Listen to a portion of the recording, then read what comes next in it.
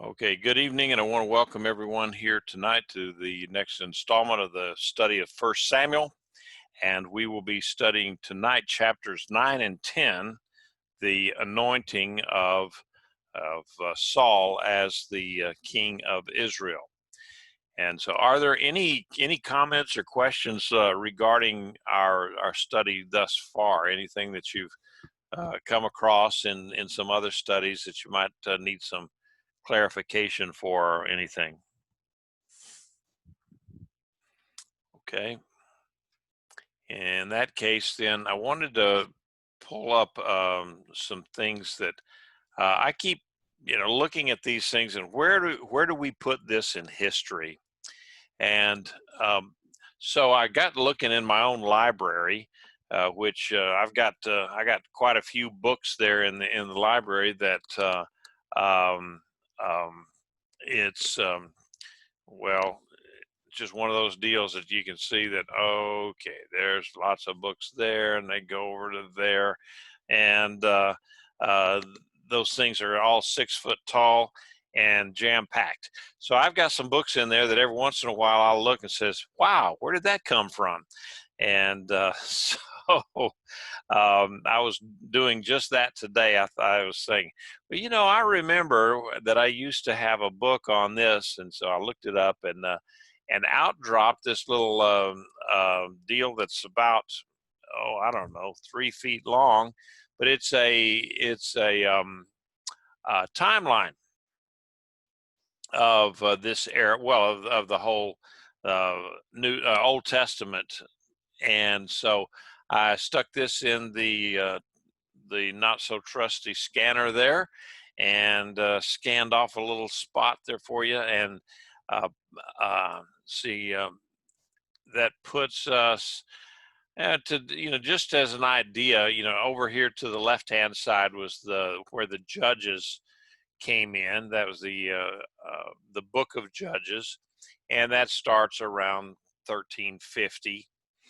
And so we are now over here, just starting now at 1050, 1051, something like that.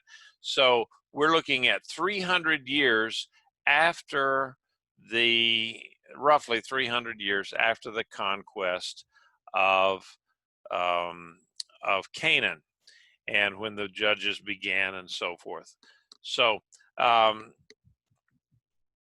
this something of note for the study of Saul is that Saul was a Benjamite. He was somebody from the tribe of Benjamin, and if you note that, or if you remember, that there was a civil war that took place, uh, based on the story of the Levite whose concubine was killed, um, brutally assaulted and then killed and so forth, and uh, so it was the tribe of Benjamin had gotten down to 600 men, and so they um, got 600 wives for these men, and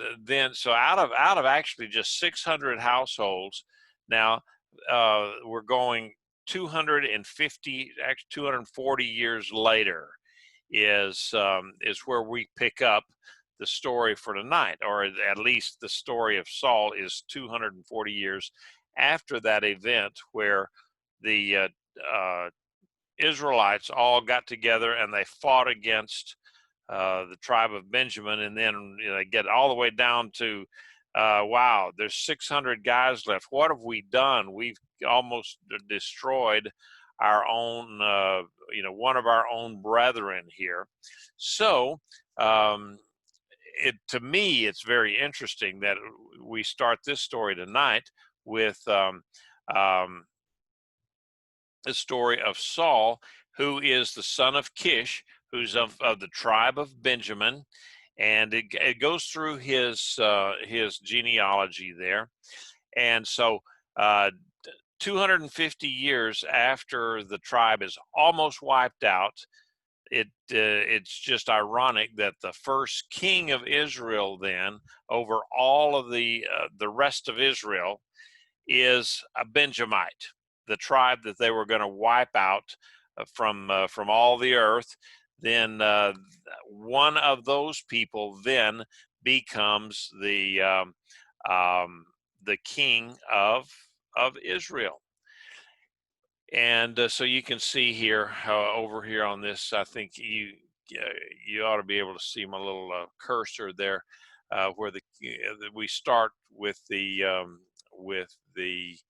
story of King Saul. Then, all right, and at the same time, um, this if you look at here, you remember the Trojan War with the so-called the Trojan horse, if that was even true or not. But the Trojan War, that was that took place during this period of the judges before King Saul. And so the Chow dynasty begins in China, and Egypt's power has now started to really decline. They never really picked up much after Israel left and God destroyed their army. But anyway, so that's kind of where we are, and this is just right before the Mayan dynasties begin over in Central America. So that kind of gives you an idea of how that where that came into play. All right, so and here is kind of a breakdown of the first book of Samuel. Charles Swindoll has, he puts together real good charts, and so we can see right now that where we are, that we're in chapters 9 and 10, and this is where Samuel is still around, and so he's the last judge, he's the first prophet, and you can see how that this little chart plays out there. And I'll you'll have these when we send them out, and I've already sent them out to you. But now, where are we talking about?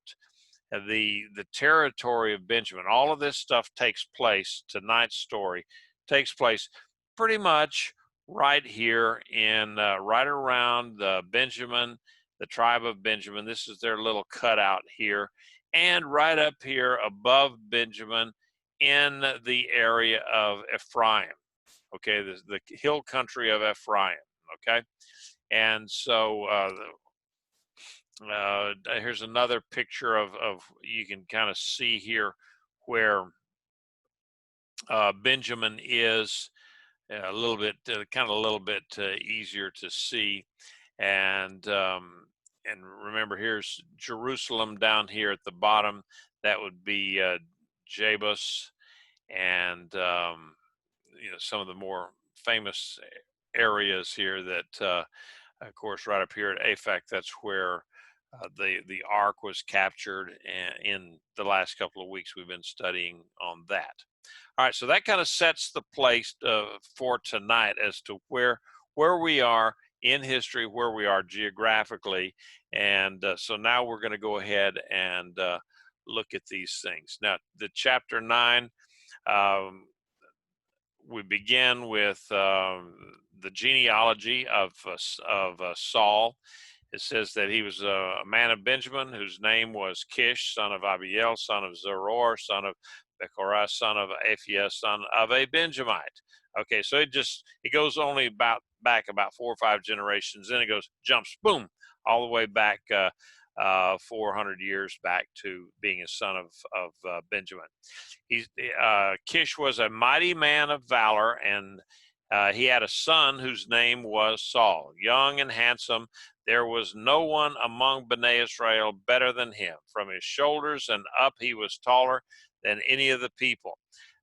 One of the readings that I was doing today said that, now that doesn't mean that he had a real long neck and a real tall head. It just meant that he was head and shoulders above of everybody else. He was a tall guy.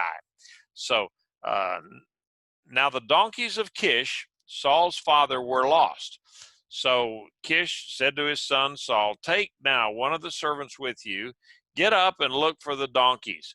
So he passed through the hill country of Ephraim and passed through the land of Shalisha and did not find them. Then he passed through the land of Shalim, and they were not there. Then they passed through the land of Benjamin, but still did not find them.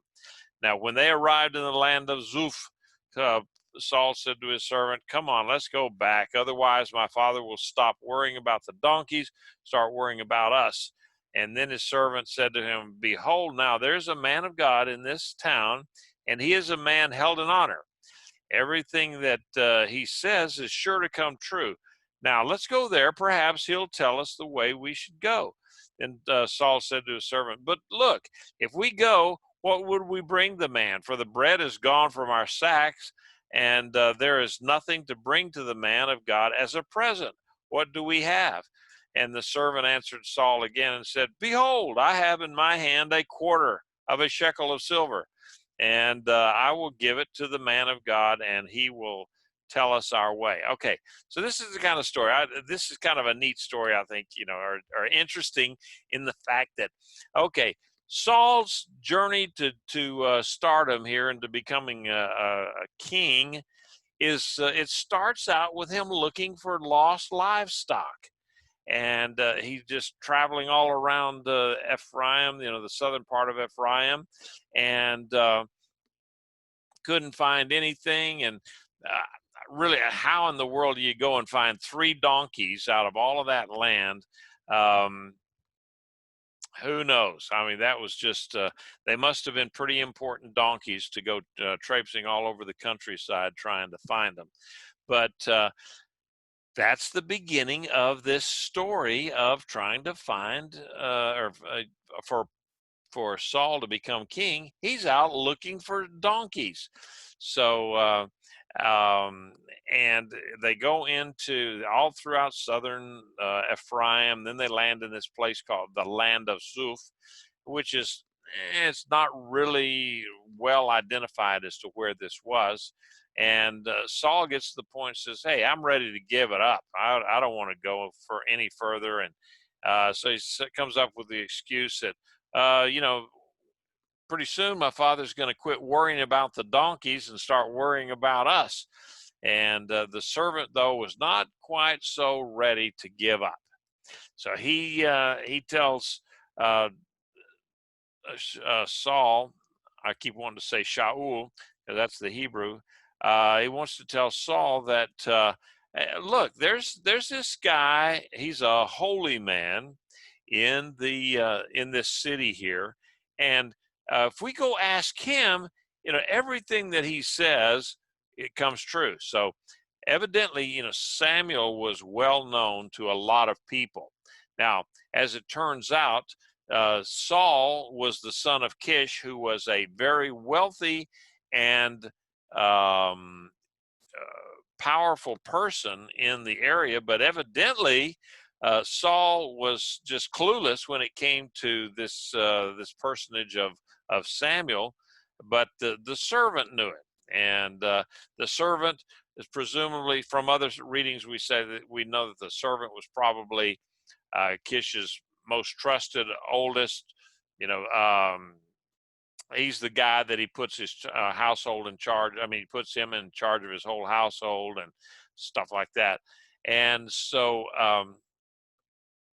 this servant, they tells him about Samuel being in this town, and that, look, if we go to him, he can tell us where the donkeys are. And that put a lot of faith in the reputation of Samuel. So evidently Samuel had quite the reputation for being able to ask of God and get an answer. And but Saul said, look, we don't have anything to give him. So it must have been the custom back then that if you go to a man of God for some kind of help or something like that, that you would pay him something. And it's just kind of incredible to me. Of course, rabbis, preachers, teachers, priests, and so forth today get paid like a salary, if they get paid at all. Okay, but they get paid a salary. Whereas back in those days, you went to the priest or whatever, or the prophet, and you bring him a gift. And so I was thinking that would, what kind of a deal would that be if every time somebody came to a Tree of Life, our synagogue, and they wanted me to pray for them or with some about something, that I would say, okay, all right, that's going to cost you $25 for that prayer, or you want just a little prayer, okay, just $10 for that one. That it's comical, but you just wonder what kind of an arrangement went on back in those days, about, how to deal with the men of God. And so, um, it was just one of those rabbi trails there that I happened to think about. So anyway, the servant said, and Saul said, "Look, we're out of bread. We don't have anything. We're broke. We got to go back home." And that's probably why Saul was telling his servant, "Look, we've already gone through all of our supplies. Dear old Dad's going to start worrying about him, and I'm hungry. I'm ready to go eat, and we're broke." And so the servant said, "Aha, look what I found." In the way that the Hebrew is written, it's almost as if it was a miraculous thing that the servant didn't even know that he had this quarter of a shekel of silver in his pocket there somehow. So um, they were able to go and, uh, at least in their mind, they could go and find Samuel, and they would have something to give him, that then he would tell them where the donkeys were. So um, they it's just kind of funny how that worked out. All right, then let's see what my next slide. Okay. Um, so they did. They asked Samuel for help, and um, so then, continue on in verse 9. Any questions or comments so far about this?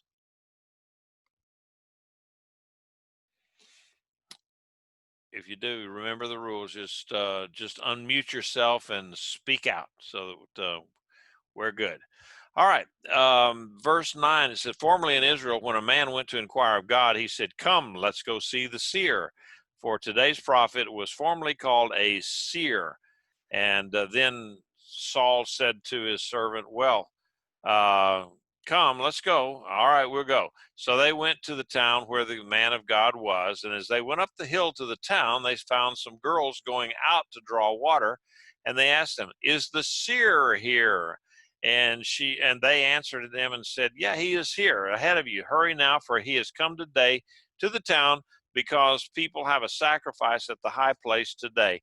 So as soon as you enter the town, you'll find him before he goes up to the high place to eat. For the people will not eat until he comes, because he must first bless the sacrifice. Afterwards, the guest can eat. So now get up, for you will find him at once." So they went up to the town, and as they were entering the town, behold, Samuel was coming out toward them to go to the high place. Now, there's some funny things. There's some interesting things here. They are going up there, going to find Samuel, and they ask, and some girls tell him, "Yeah, he just come into town, and that he's going up to the high place." Now, high places were always associated, that had been affiliated or associated, and then continued actually to be associated with pagan worship, even after, back down into the times of all the kings and the split kingdoms and everything. The pagans kind of favored these high places, like a top of a hill, to uh, erect some kind of a idol, a monument, or whatever uh, to their deity, whoever that deity may be. And so here we see that what's the story here? It says that Samuel is going up to a high place. Now, does that mean that Samuel participated in pagan practices? I don't believe so, because there's nothing that ever said anything about Samuel departing from the way.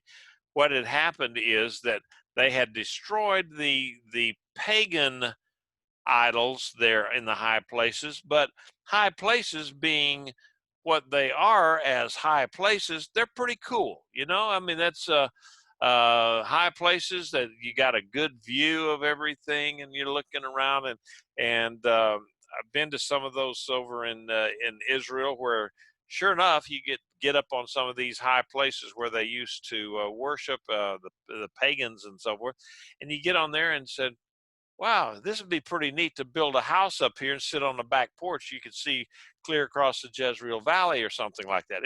It's pretty cool. So I can certainly understand how people would still use those places, and because we don't have any evidence whatsoever that Samuel had ever departed and done, because the Bible would surely say, okay, and Samuel did not walk in the way of the Lord. No, it never said that. His two sons did, but Samuel was always straight and narrow here, and so he was going up to a high place. Now, evidently, the people were going to be holding a sacrifice of some sort. We're not told what kind it is, but there were different sacrifices that were made, and people could make them because number one, there was no longer any temple at this point. The tabernacle had been destroyed by the Philistines when they took the ark back, and so at this point, then where God said, "You don't do sacrifices except for where I place my name." Well, uh, evidently, just based on Saul participating in it, God was allowing people to sacrifice at the places that were local to them, and that he was accepting them. Samuel would travel around, and the custom was then that he would bless the occasion, as it were, the sacrifices. He would basically, they're waiting on him to do the kiddush, get up there and bless the Lord for having this feast, or whatever it is that they were doing. So that was what what Samuel was doing. He was going up to the high place to bless this, to participate in it, and as such, then he was also pretty much the guest of honor in some ways, or at least he had a place of honor.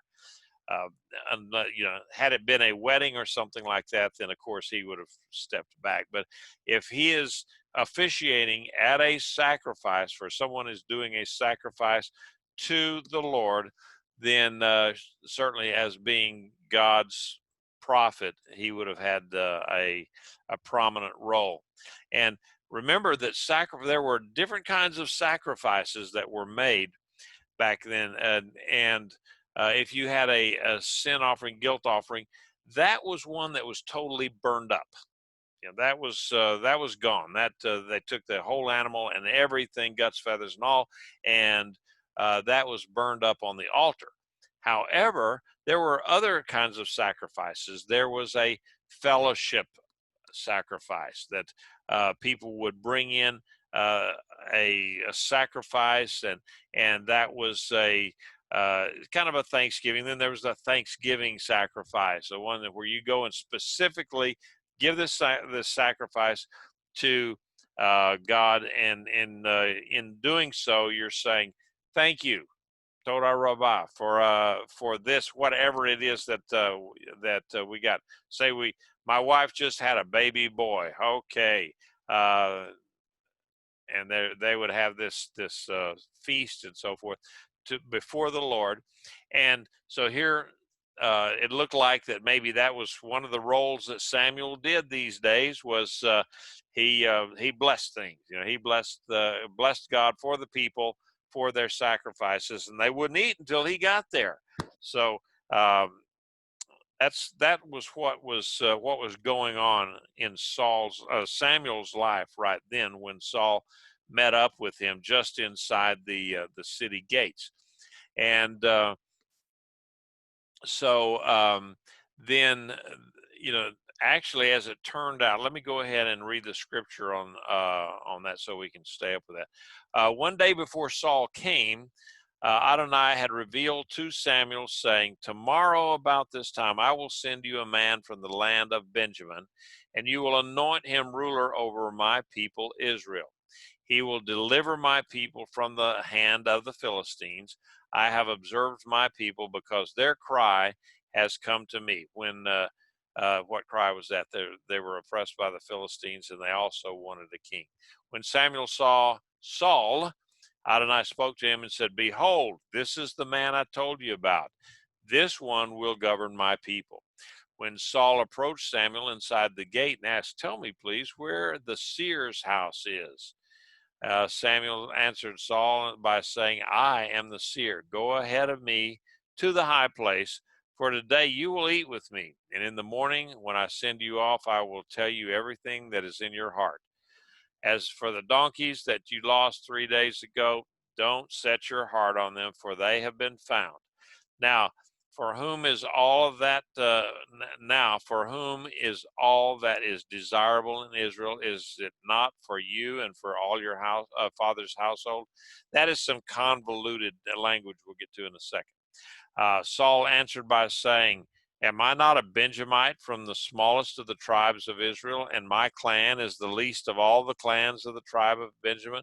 So why do you say such things to me?" All right.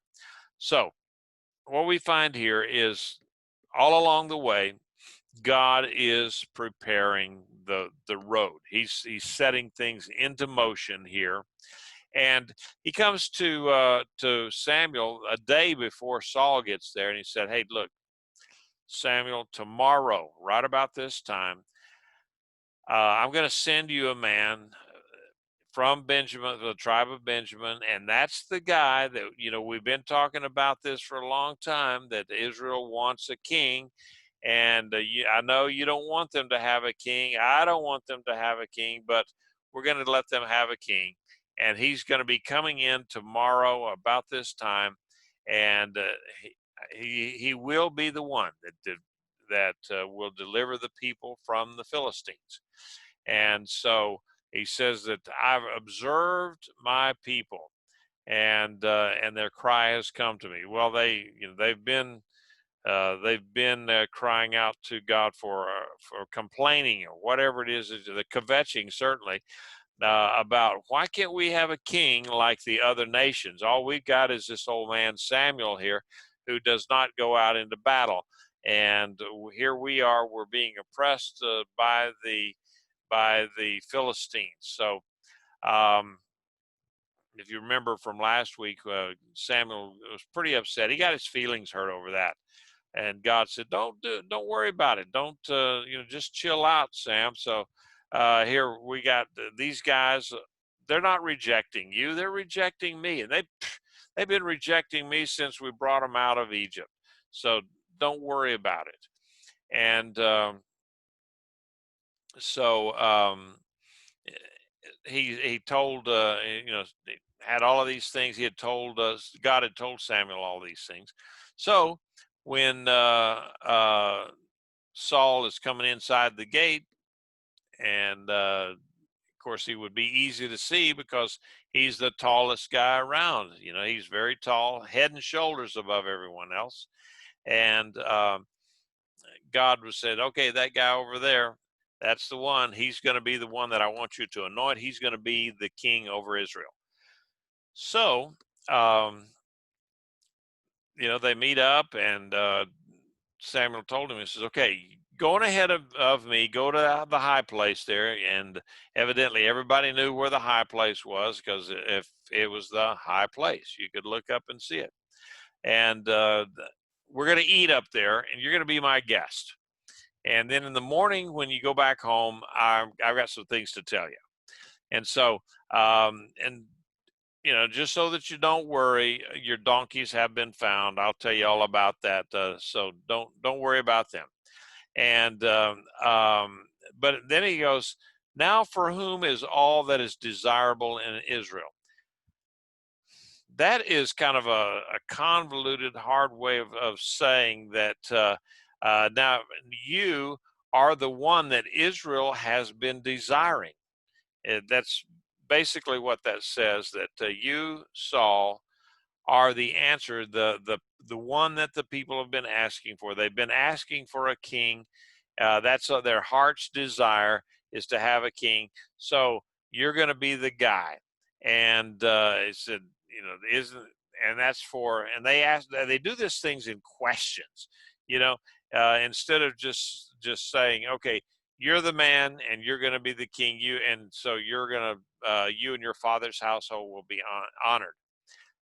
They don't say it that way. They ask it in the form of a question. Now, are you the one that all of Israel is desired, and isn't this for you and your household, your father's household? Strange way to do it, but that was the literature and the language, the grammar of the day. And then Saul's response to that was that, wait a minute, I'm a Benjamite. Remember, the Benjamites were almost wiped out 240 years ago. And so in 240 years, we've gone from 1,200 of us, if you count the wives, 1,200 of us, to still the smallest tribe in all of Israel, because, we had to start over again with only 1,200 people. And so we're the smallest tribe. And then he gets into a little bit of false humility, I think. Here it says, and my poor clan, they're the least of all the clans of the tribe of Benjamin.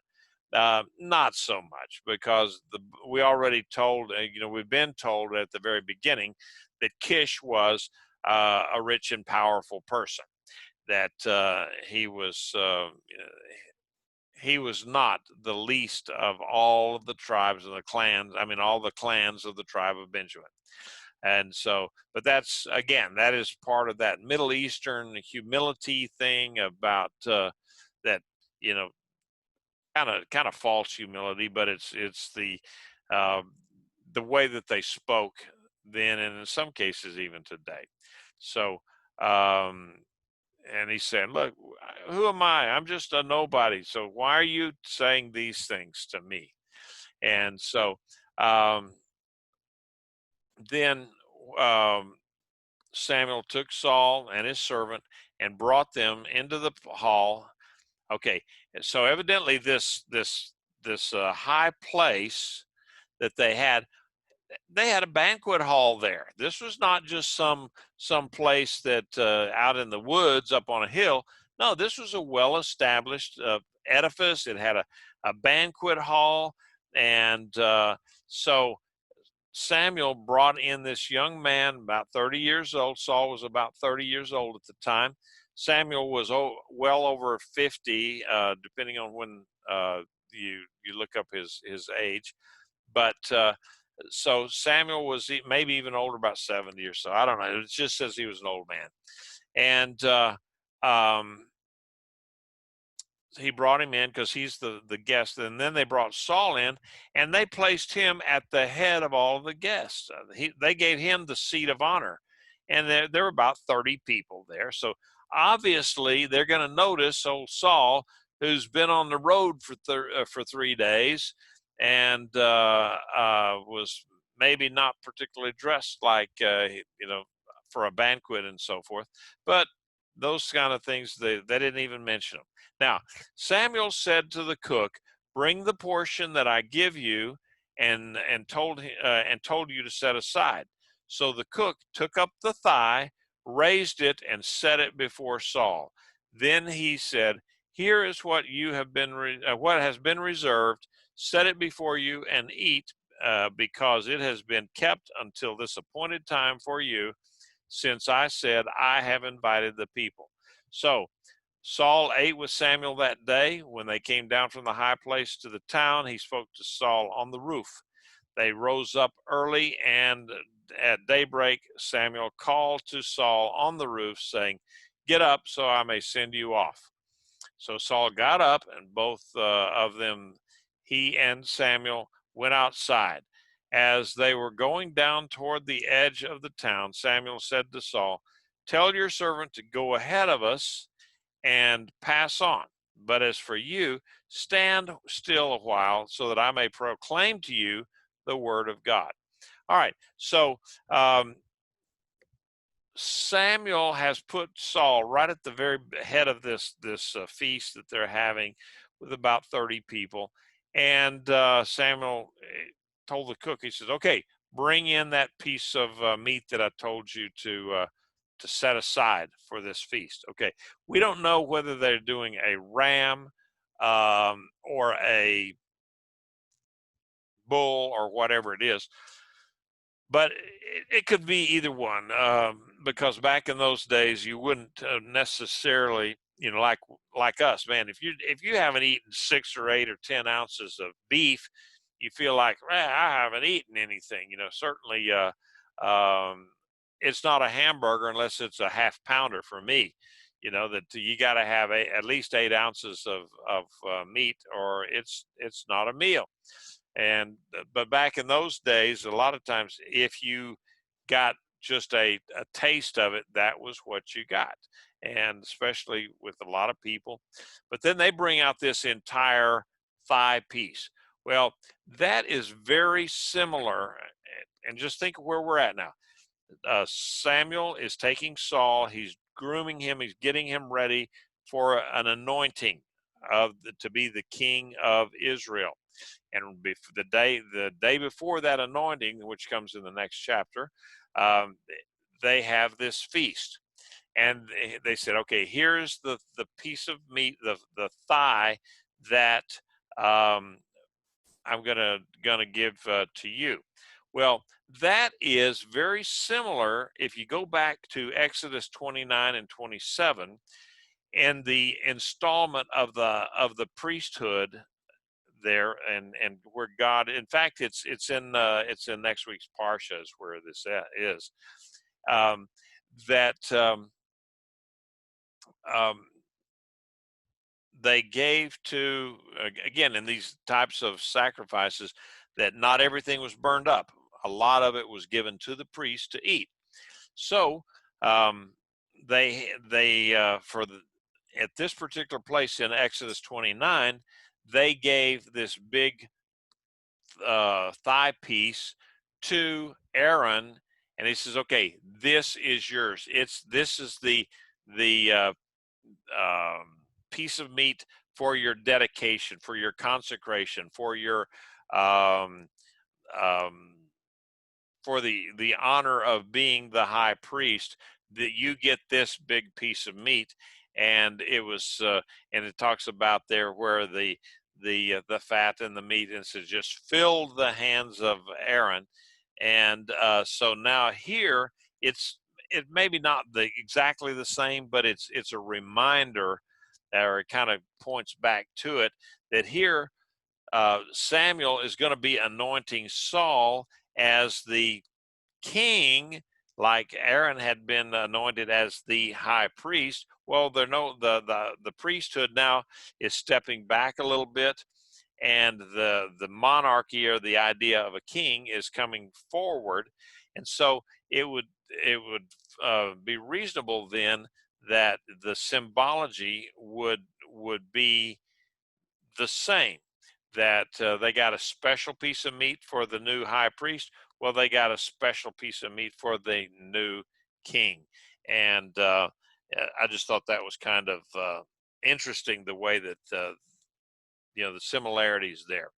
So anyway, they did that, and then they went back to town, and Saul and Samuel sat up on the roof, because that's where it's cool. And they chatted through the into the night, and so they got up early the next day, and Samuel came to Saul and said, "Okay, time to get up now. Let's go on outside." And so they went on down outside the city gates, and uh, that's when Samuel told Saul, he says, "Okay, have your servant go on ahead a little bit, because I there's a couple of things I want to talk to you about, just to just settle in here."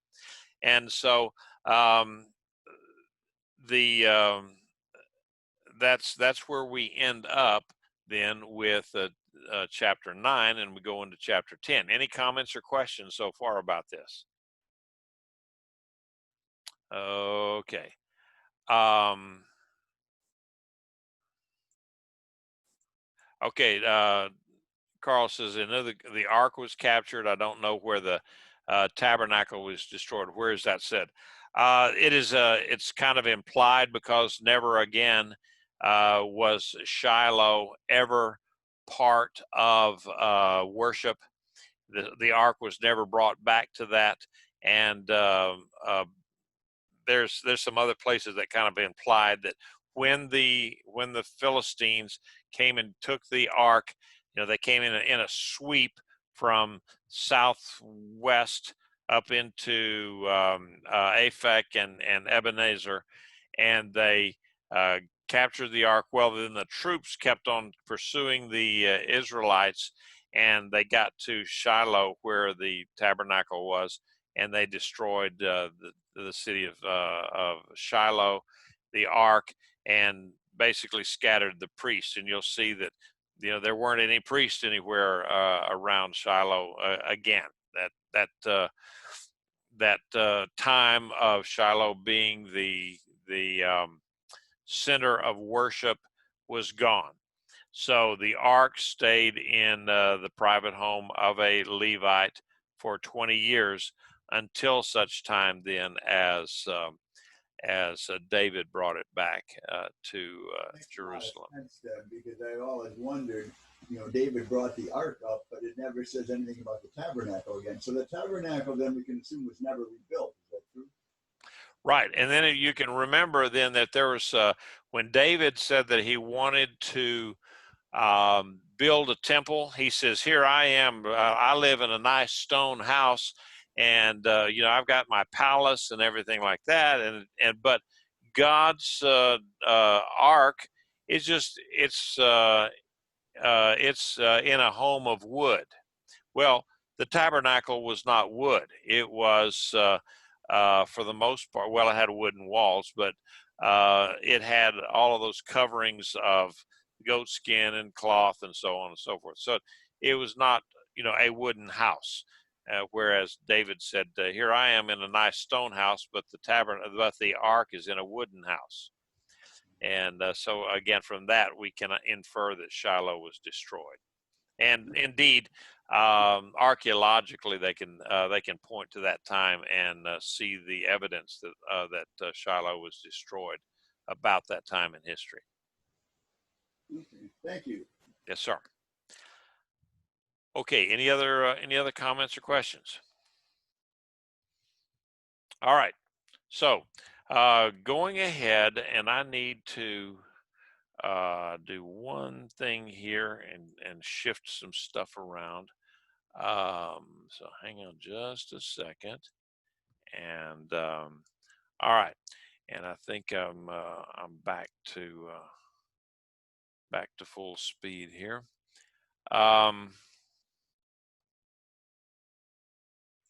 Okay, then in chapter 10, we're going to go on into chapter 10, and pull that in there. Just say one last adjustment to this whole thing.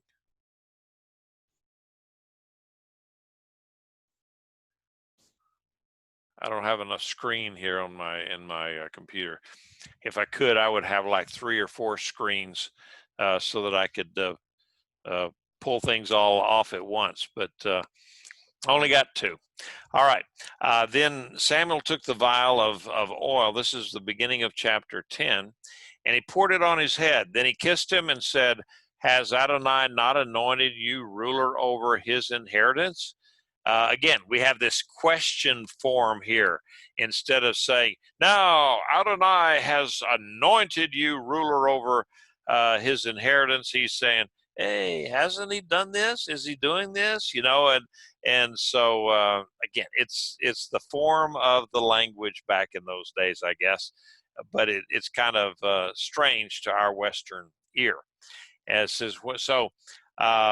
Then what follows is a bunch of instructions. Is when you leave me today, you will find two men near the tomb of Rachel in the territory of Benjamin at Zelzah, and they will say to you, the donkeys you set out to look for have been found. Behold, your father has dropped the matter about the donkeys and is worried about you, saying, what should I do about my son? Well, Saul has only been gone now for 4 days, 5 days, and he's 30 years old, and he's fixing to be the king of Israel. And Papa is worried about that he's not, something may have happened to him. So anyway, then you will go on from there until you reach the terebinth of Tabor, that is the plains. A terebinth is plains of Tabor. And there, 3 men going up to God at Bethel will meet you, one carrying 3 young goats, another carrying 3 loaves of bread, and the other carrying a jug of wine. So as then they will greet you and give you 2 loaves of bread, which you will receive from their hand. And after that, you will arrive at the hill of God, where the garrison of the Philistines is. It will come about as soon as you enter the town that you will meet a band of prophets coming down from the high place, preceded by a harp, a tambourine, and a flute, and they will be prophesying. Then the Ruach of Adonai, the Spirit of God, will seize you, and you will prophesy with them. You will turn into another man. That language to me is just absolutely fascinating. That Samuel is giving Saul all these very detailed instructions that are coming. Obviously they're going to come true, but just the very idea that he's telling him bit by bit by bit, just exactly what's going to happen to him that day as he goes forward, or that day of the second day, as he goes forward, all these different things, so detailed. 3 guys going up to Bethel, and they're going to be carrying 3 goats, 3 loaves of bread, and another one is carrying a jug of wine. And so now, not only that, he says, but then when you're going to meet up with these prophets coming out of the city there, where the Philistines are, they've got a garrison there. So Saul comes in, and he's still a nobody. Nobody knows anything about who he is or whatever. So they can travel around without problems. And so, but he said, when you get there, you're going to meet some prophets, and again, very detailed. They're going to be preceded by a harp, a tambourine, and a flute, and they will be prophesying. And so and it says, when the ark of Adonai, or when the Ruach of Adonai, it will seize you. And that's the Holy Spirit is just going to reach down and capture him. And it says, you will then prophesy with the prophets. Now, I don't know exactly scholars are unsure. Each one has their own idea as to what this prophesying is, but some of it is just they would be forth-telling, something that's in the Bible. They will just be pointing out certain things that maybe from Torah or whatever. And then there could be also the foretelling of things that will come to pass. Maybe they are telling things about people who are around them, that they would go over to some guy that's standing there, and they'll say, "Brother Jacob, you are going to have a great crop next year, and your wife, she's going to have twin boys."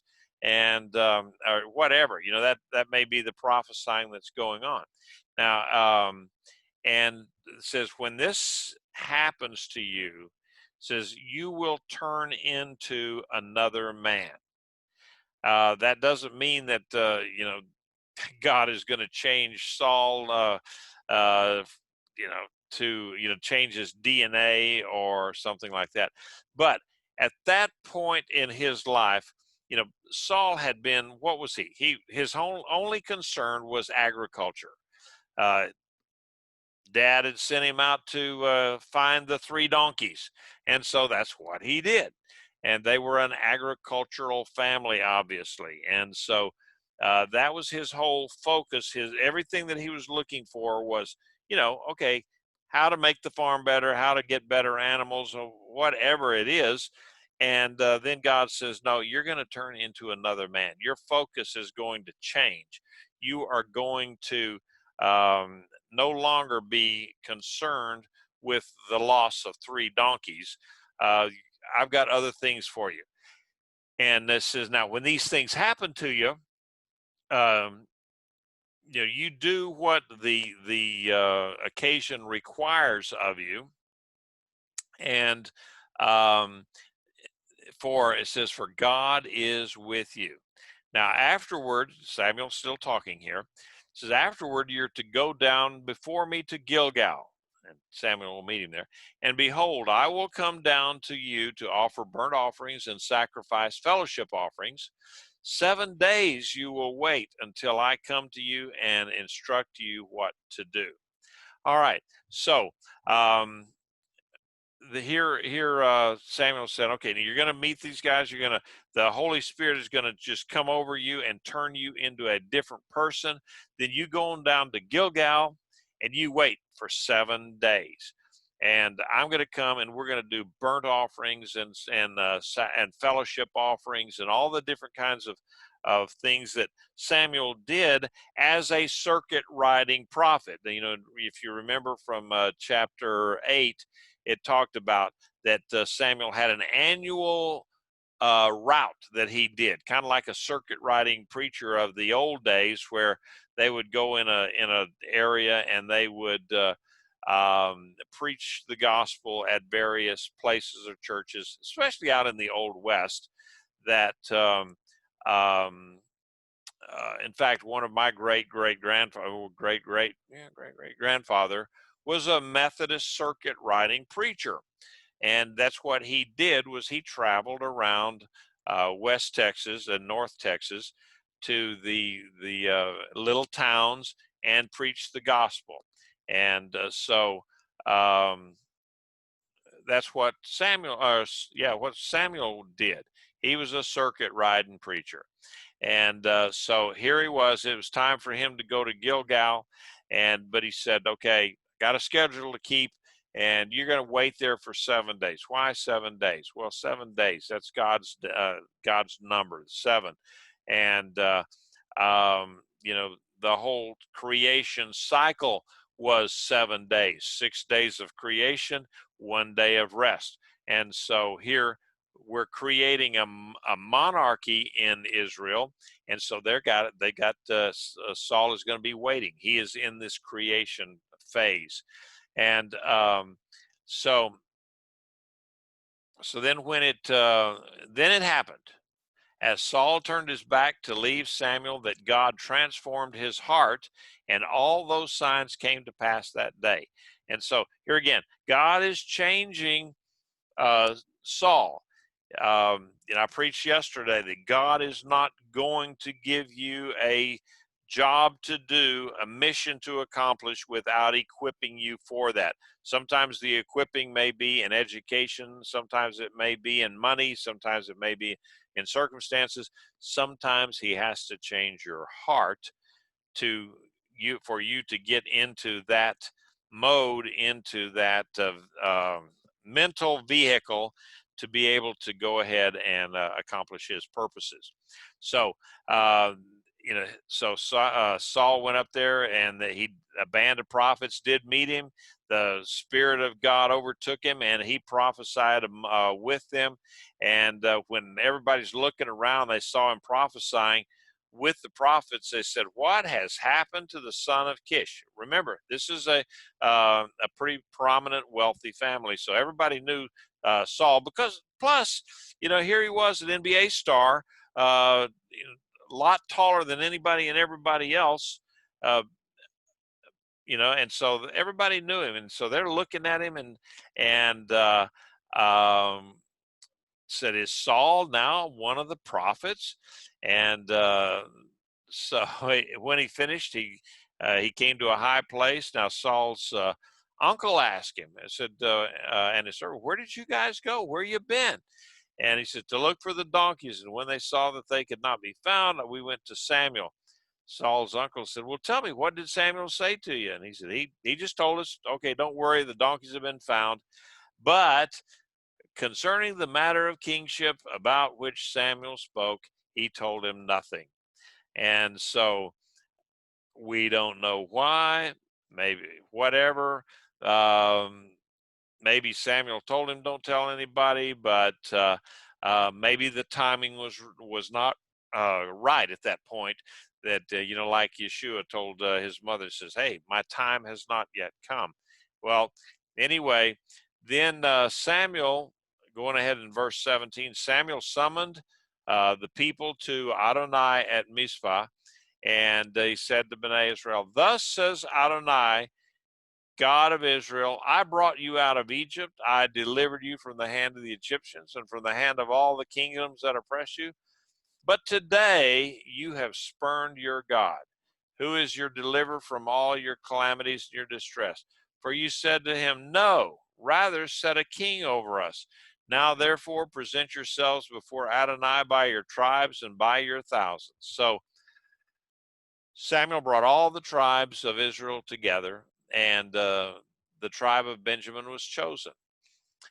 Then they brought forth the tribe of, okay, now what they're doing here is they're casting lots. All right. Now, it's a foregone, for God already, it's a foregone conclusion. We know who's going to win this lottery. Okay. But they're doing this to legitimize the selection of Saul as the king, because they said, "We want a king, so how do we do that?" Well, Samuel is the prophet. He's the guy. They don't really have the high priest office working right there, so Samuel is recognized, and so they come together and they draw straws. Whatever. Well, Benjamin was chosen, and then they brought forth forward the tribe of Benjamin by all of its clans, and the clan of the Matarites was chosen, and then they go on down into the clan of that, and they choose. Finally, Saul, son of Kish, was chosen, but when they looked for him, he could not be found. Therefore, they inquired of Adonai further, "Well, has the man come here yet?" They said, "Well, he's just hidden himself among the baggage." That's a strange thing, and I can't figure out. And the commentators, they just all looked at that and go, "I don't know." And he's hiding. Has is he not yet ready to take on the? I mean, it's overwhelming maybe for a guy that's 30 years old and has not been a military leader. Has not done he has not been to leadership school or anything like that. And so they get him and they bring him up there. And when he stood among the people, he was taller than any of the people from his shoulders up. Then Samuel announced to the people, "Do you see the one Adonai has chosen? Surely there is no one like him among all the people." Then all the people shouted and said, "Long live the king." I mean, this is a Hollywood movie right here, 2,500 years ago, uh, 3,000 years ago, where the guy, he's the biggest, he's the strongest, he's the football. He's the quarterback, homecoming king, the whole thing. And everybody looks and he said, "Oh yeah, Saul. He's tall, he's dark, and he's handsome." And so, yeah, that's the guy that we want to be our king. Then Samuel explained to the people the rules of kingship. With kings, you got all these different things that he said. Remember what he said? He's going to tax you. He's going to have a draft of military. He's going to take the best stuff that you got. He's going to take over your land, and all of these things that came along with the kingship. And he wrote it down on a scroll so that nobody can say, "Oh, you never told us that." Well, he wrote it down. And so then Samuel sent all the people away, every man to his house. Samuel also went home to Gibeah. Saul went home to Gibeah, that's where his was, accompanied by men of valor whose hearts God had touched. And but then it's funny, this last line here. But certain worthless men said, "How can this one save us?" So they despised him and brought him no present. But he kept silent over the thing. So these guys did not come forward and pledge their allegiance to him or give him a present or something.